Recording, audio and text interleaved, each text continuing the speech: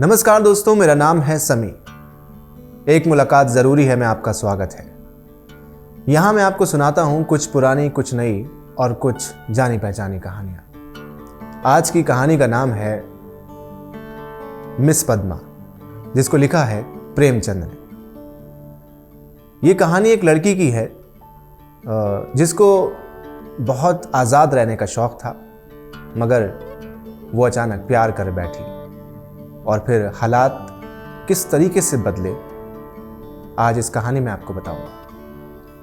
कानून में अच्छी कामयाबी पाने के बाद मिस पद्मा को एक नया अनुभव हुआ। वो था जीवन का सूनापन। शादी को लेकर वो दिलचस्प नहीं थी और उसे एक अप्राकृतिक रिश्ता समझती थी और फैसला कर लिया था कि वो आज़ाद रहकर ही अपने जीवन का इस्तेमाल करेगी। एमए की डिग्री ली, फिर कानून पास किया और प्रैक्टिस शुरू कर दी। खूबसूरत थी, युवती थी, मीठा बोलती थी और काबिल थी। उसके रास्ते साफ थे, उसमें किसी तरह की कोई रोक नहीं थी। देखते देखते वो अपने साथी नौजवान मर्द वकीलों को पीछे छोड़कर आगे निकल गई और अब उसकी कमाई कभी कभी 1000 से ऊपर हो जाती। अब उसे उतनी मेहनत और मगजमारी करने की जरूरत भी नहीं। मुकदमे ज्यादातर वही होते थे जिनका उसे पूरा अनुभव हो चुका था। उनके विषय में किसी तरह की तैयारी की उसे अब कोई जरूरत मालूम नहीं होती थी। अपनी शक्तियों पर कुछ ज्यादा ही विश्वास हो गया था।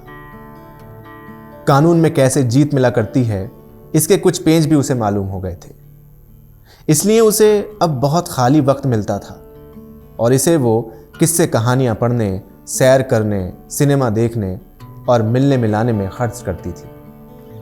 जिंदगी को सुखी बनाने के लिए किसी लत का होना जरूरी है, इसे वो खूब समझती थी। उसने फूल और पौधे ये सब लगाने के लिए एक लत पाल ली थी। तरह तरह के बीज और पौधे मांगाती थी और उन्हें उगते बढ़ते फूलते देखते खुश होती थी। मगर फिर भी जिंदगी में सूनेपन का अनुभव होता रहता था। ये बात भी नहीं थी कि उसे पुरुषों में कोई दिलचस्पी ना हो, क्योंकि उसके प्रेमियों की कोई कमी नहीं थी। अगर उसके पास केवल रूप और यौवन होता तो भी उसके चाहने वालों की कोई कमी नहीं होती। मगर यहां तो रूप और यौवन के साथ साथ धन भी था। फिर रसिक वृंद क्यों चूक जाते। पद्मा को आनंद और भरे पूरे जीवन से कोई घृणा नहीं थी, बल्कि घृणा थी किसी की गुलामी से, शादी को जीवन के कारोबार बनाने से। अब आजाद रहकर सभी तरह के सुखों का आनंद उड़ाया जा सकता है, तो फिर क्यों ना उड़ाया जाए। भोग में उसे कोई नैतिक बाधा नहीं थी। इसे वो सिर्फ जिस्म की एक भूख समझती थी।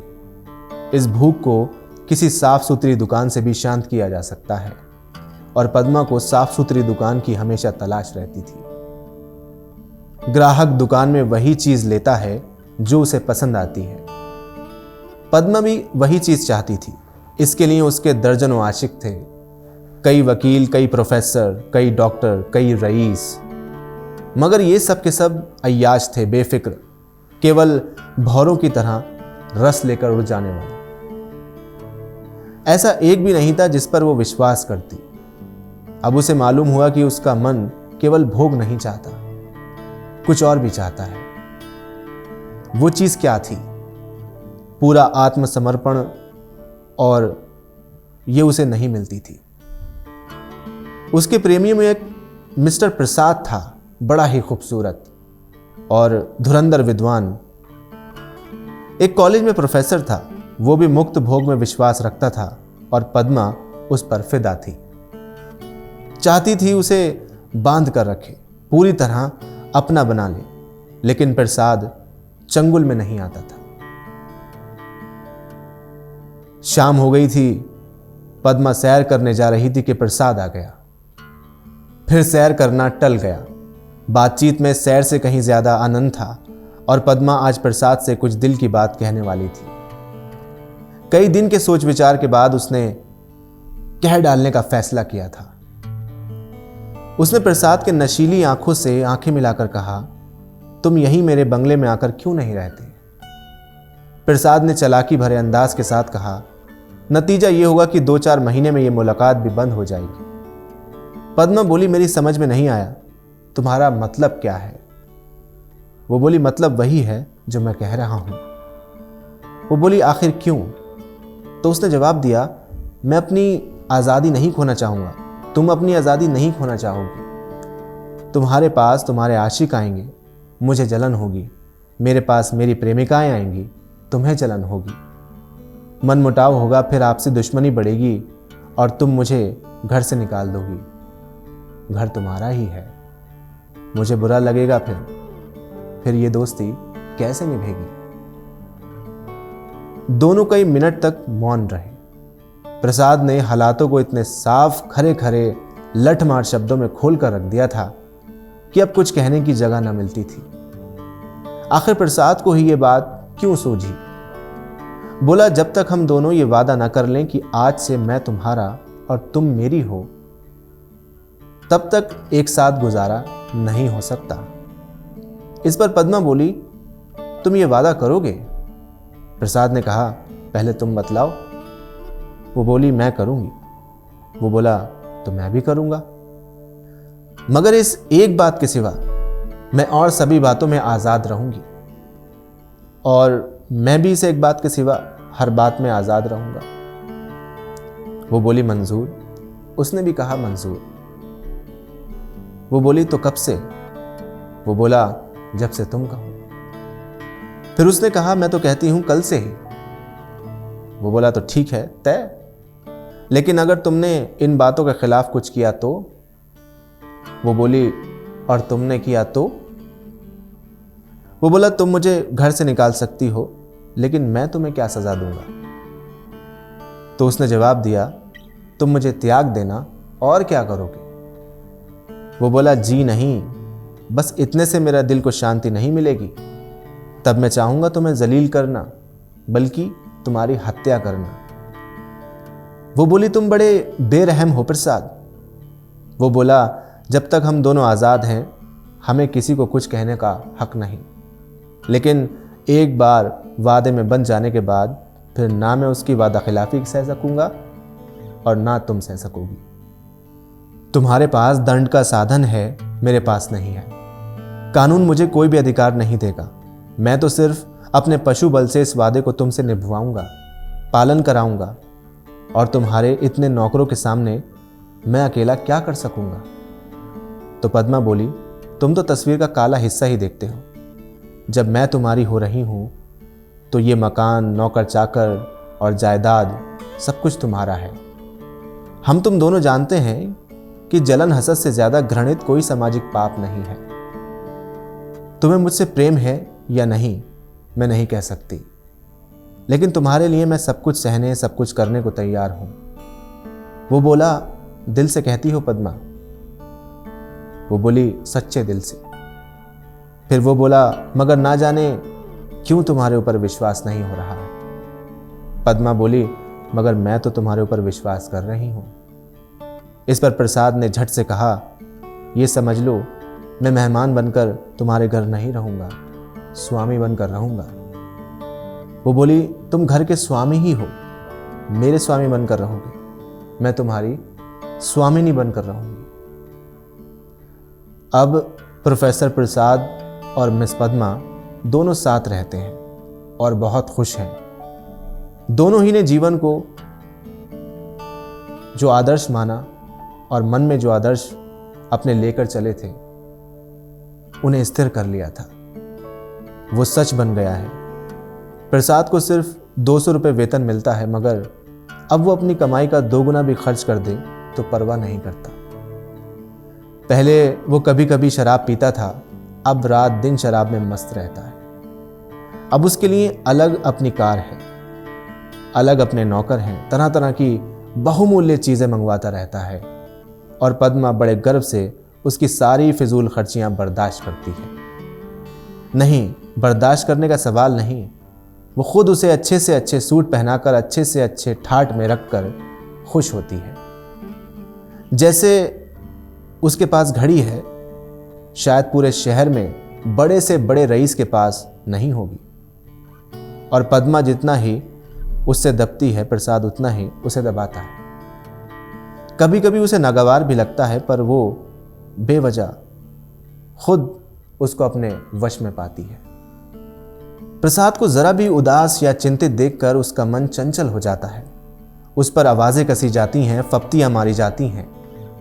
जो उसके पुराने प्रेमी थे वो उसे जलाने और कुड़ाने की कोशिश भी करते हैं, पर वो प्रसाद के पास आते ही सब कुछ भूल जाती है।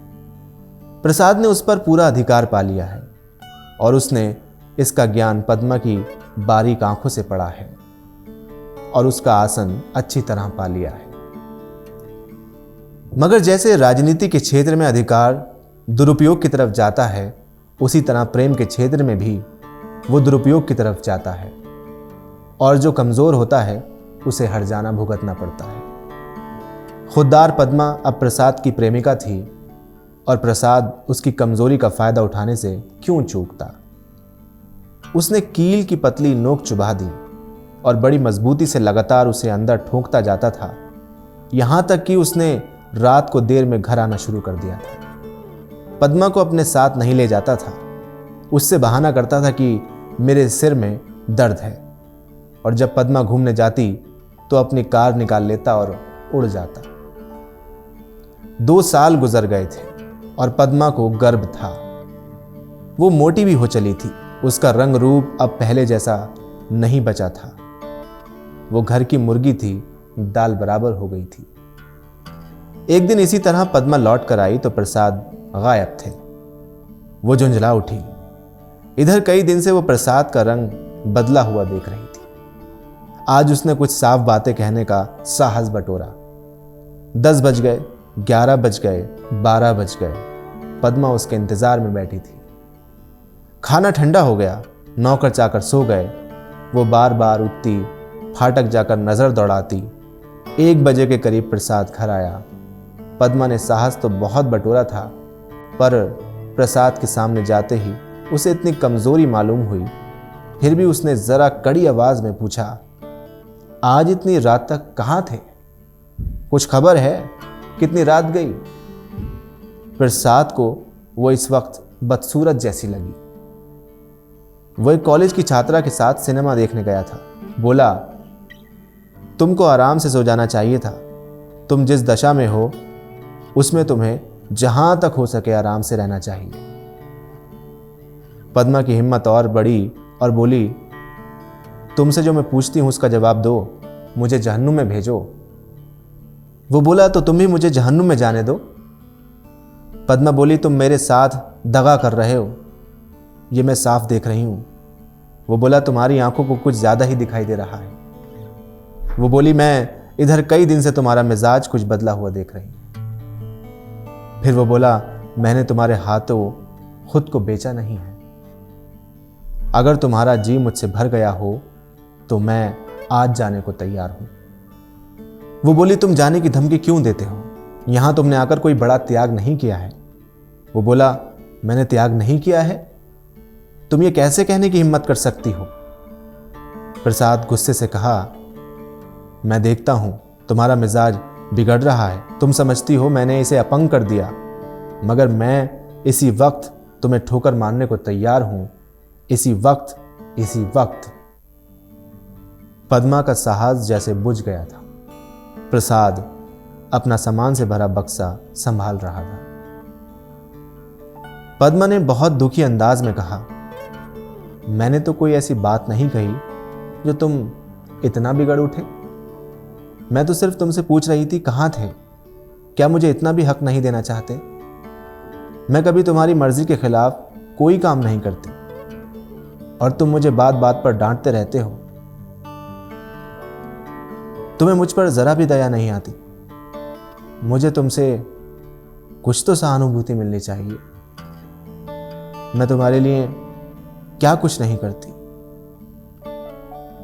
और आज जो मेरी दशा हो गई है तो तुम मुझसे आंखें फेर रहे हो। उसका गला रूंध गया और मेज पर सिर रखकर फूट फूट कर रोने लगी। प्रसाद ने एक तरीके से अब पूरी कामयाबी पा ली थी। पद्मा के लिए मां बनने का एहसास अब बड़ा ही नापसंद मजाक था। उस पर एक चिंता मंडराती रहती। कभी कभी वो डर से कांप उठती और पछताती। प्रसाद पर लगाम लगाना अब उसके बस के बाहर होता जा रहा था। क्या करे क्या ना करे, गर्भ पूरा हो गया था। वो कोर्ट नहीं जाती थी, दिन भर अकेली बैठी रहती। प्रसाद शाम के वक्त आता, चाय वाय पीकर फिर उठ जाता और फिर 11-12 बजे के पहले नहीं लौटता था। वो कहाँ जाता है ये भी उसे छुपा नहीं था। प्रसाद को जैसे उसकी सूरत से नफरत थी। गर्भ पूरा हो चुका था, मुंह पीला पड़ चुका था, चिंतित, संशक, उदास, फिर भी वो प्रसाद को श्रृंगार और आभूषणों से बांधने की कोशिश से बाज नहीं आती थी। मगर वो जितनी ही कोशिश करती उतना ही प्रसाद का मन उसकी ओर से फिरता था। इस हालात में श्रृंगार उसे और भद्दा लगता। उसे प्रसव का दर्द हो रहा था, प्रसाद का पता नहीं था। नर्स मौजूद थी, लेडी डॉक्टर मौजूद थी, मगर प्रसाद का ना रहना पद्मा की प्रसव पीड़ा को और भी कठोर बना रहा था। उसके बाद बच्चे को गोद में देखकर उसका कलेजा फूल उठा, मगर फिर प्रसाद को सामने ना पाकर उसने बच्चे की तरफ से मुंह फेर लिया, मीठे फल में जैसे कीड़े पड़ गए हों। 5 दिन अस्पताल में काटने के बाद जैसे पद्मा जेल खाने से निकली हो, नंगी तलवार बनी हुई। मां बनकर वो अपने में एक अद्भुत शक्ति का अनुभव कर रही थी। उसने चपरासी को चेक देकर भेजा क्योंकि उसे अस्पताल के कई बिल अदा करने थे। चपरासी खाली हाथ लौट आया। पद्मा ने पूछा, रुपए? बैंक के बाबू ने कहा, रुपए सब प्रसाद बाबू निकाल ले जाए।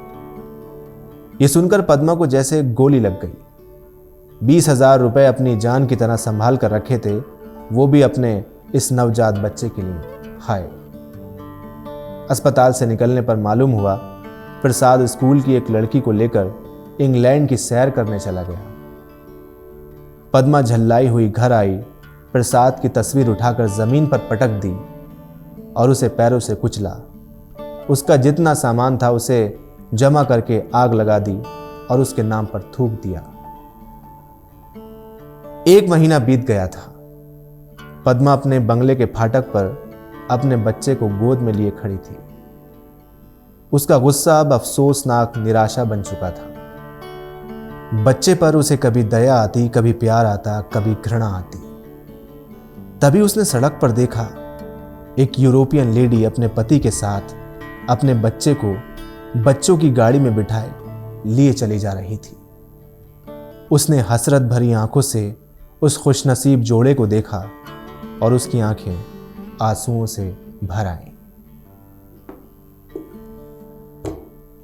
दोस्तों, प्रेमचंद की कहानी आपको ये कैसी लगी आप मुझे कमेंट में ज़रूर बताइएगा और ऐसी ही कहानियाँ सुनने के लिए मेरे साथ बने रहिए। तब तक के लिए धन्यवाद।